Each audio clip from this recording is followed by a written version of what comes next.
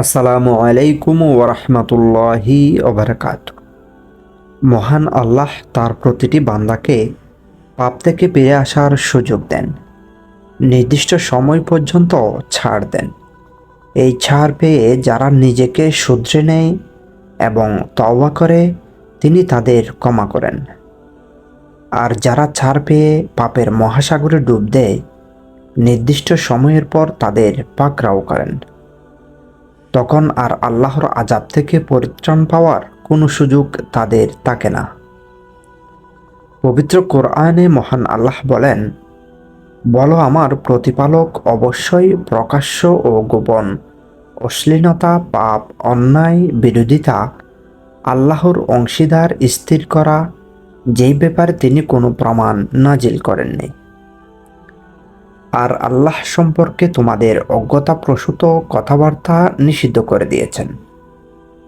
আর প্রত্যেক জাতির এক নির্দিষ্ট সময় আছে, সুতরাং যখন তাদের সময় আসবে তখন তারা মুহূর্তকালও বিলম্ব বা ত্বরা করতে পারবে না। সূরা আরাফ আয়াত নম্বর 33 থেকে 34। অনেক মুমিন ও পাপী অবিশ্বাসীদের দৌরাত্ম্য দেখে হতাশ হয়। তাদের মনে হয় এরা আল্লাহর অবাধ্য হয়ে অন্যের উপর জুলুম করেও কোনো ধরনের শাস্তির সম্মুখীন হচ্ছে না। উল্টো মুমিন বান্দাদের তাদের কাছে জিম্মি হয়ে থাকতে হয়। আল্লাহ কেন তাদের এভাবে অত্যাচার করার সুযোগ দিচ্ছেন? এই প্রশ্নের উত্তর পবিত্র কোরআনেই আছে। পবিত্র কোরআনে মহান আল্লাহ বলেন, আলিফ লাম র, এগুলো কিতাবের এবং সুস্পষ্ট কোরআনের আয়াতসমূহ। এমন একটা সময় আসবে যখন অবিশ্বাসীরা আক্ষেপ করে বলবে, হায়, আমরা যদি মুসলিম হয়ে যেতাম। ছেড়ে দাও ওদেরকে, ওরা খেতে থাক আর ভোগ করতে থাক, আর মিথ্যা আশা ওদেরকে উদাসীনতায় ডুবিয়ে রাখুক।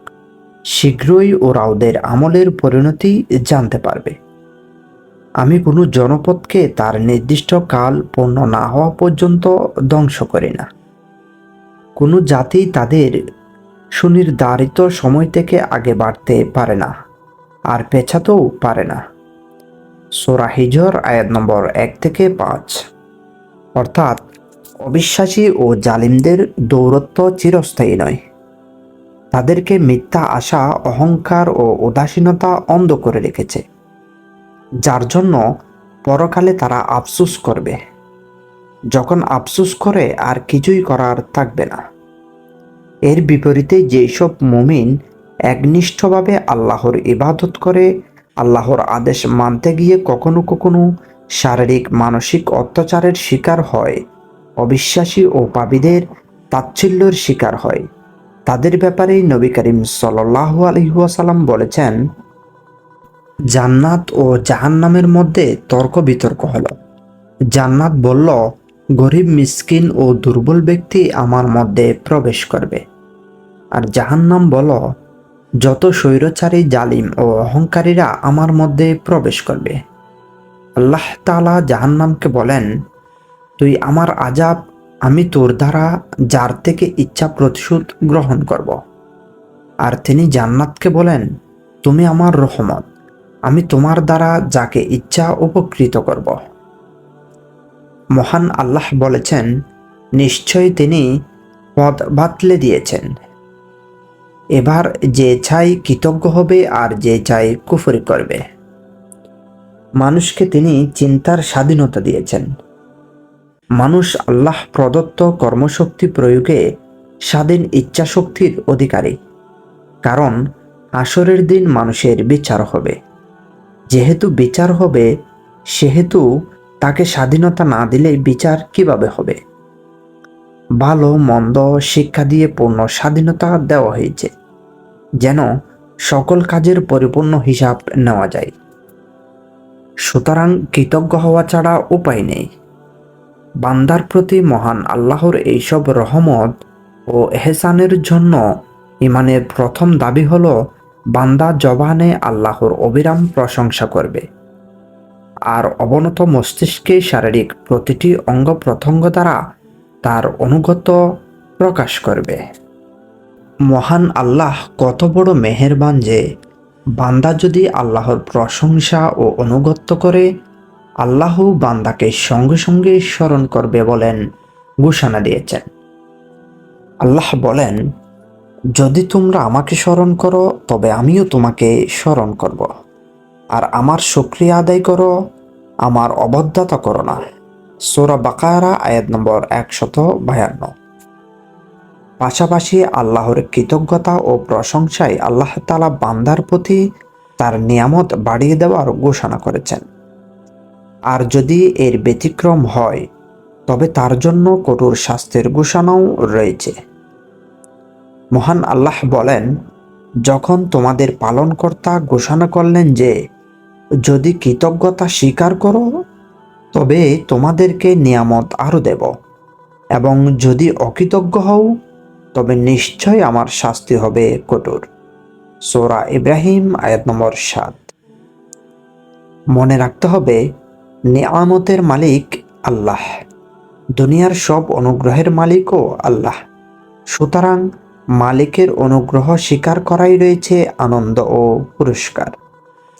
আর অনুগ্রহকে অস্বীকার করা বা অবজ্ঞা করা কোনোভাবেই আদব ও কৃতজ্ঞতার মাঝে পড়ে না। আল্লাহ তাআলা মানুষকে নিয়ামতের কথা স্মরণ করিয়ে দিয়ে বলেন, তোমরা যদি আল্লাহর নিয়ামত গণনা করো তবে তার সংখ্যা নির্ণয় করতে পারবে না। তোমাদের কাছে যেসব নিয়ামত রয়েছে তা তো আল্লাহর কাছ থেকেই এসেছে। সুতরাং তোমরা আমাকে স্মরণ করো, আমিও তোমাদেরকে স্মরণ করব। আর তোমরা আমার প্রতি কৃতজ্ঞ হও এবং অকৃতজ্ঞ হইও না। আল্লাহর প্রতি ভয়, বান্দার যখন আল্লাহকে ভয় করেন তখন তিনি বান্দার সব অবস্থা দেখেন এবং জানেন। এ কারণেই মুমিন বান্দার হৃদয়, মন আল্লাহর ভয় ও ভক্তি শ্রদ্ধায় পরিপূর্ণ হয়ে ওঠে।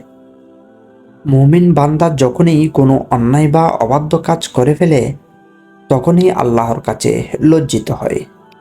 আল্লাহর বিরুদ্ধাচরণ ও অনুগত্যের গণ্ঠি থেকে বেরিয়ে যাওয়াটাকেই রীতিমতো অপমান মনে করে, সঙ্গে সঙ্গে আল্লাহর দিকে ফিরে আসে। এটাই আল্লাহর সঙ্গে বান্দার সুসম্পর্ক ও আদবের লক্ষণ।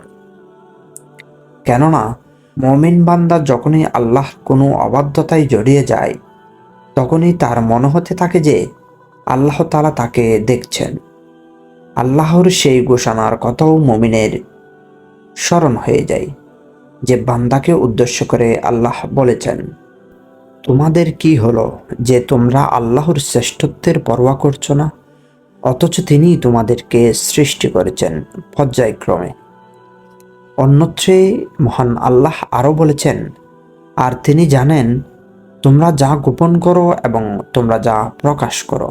সুতরাং আল্লাহর অবাধ্যতা নয়, তার দিকে ফিরে আসাই বান্দার একমাত্র কাজ। তিনি বান্দার উপর ক্ষমতাবান, বান্দা তার অধীন। তার দিকে ফিরে যাওয়া ছাড়া বান্দার কোনো মুক্তির পথ বা উপায় খোলা নেই।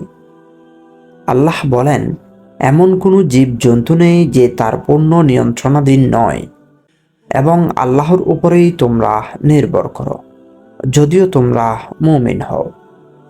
আল্লাহর সঙ্গে সুসম্পর্ক বজায় রাখতে নিয়ামতের শুকরিয়া আদায় করা যেমন জরুরি, তেমনি সব অবাধ্যতা থেকে বিরত থাকাটাও জরুরি। অতএব প্রাবিষ্টদের দৌরাত্মে হতাশ হওয়ার কিছুই নেই।